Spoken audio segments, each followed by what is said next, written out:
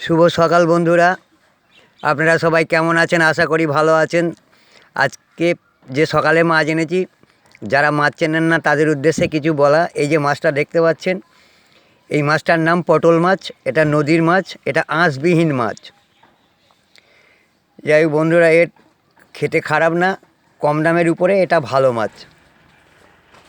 আর এক ধরনের মাছ এনেছি, আপনাদের দেখাচ্ছি। এটা চিংড়ি মাছ, এটা বেনামি চিংড়ি, এটা চাষের চিংড়ি। যাই হোক এইটুখানি এনেছি, আর এক দাগ মাছ আছে, আপনার দেখাচ্ছি বন্ধু। এই যে ট্যাংরা মাছটা দেখতে পাচ্ছেন, এটা হচ্ছে, এই ট্যাংরা মাছটার নাম রিঠা।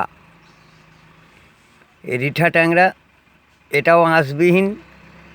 এর 3টে কাঁটা আছে, করাতের মতো ধার। এর ঢুকে গেলে বেরোতে চায় না, কাস্তের মতো কেটে বেরিয়ে আসে।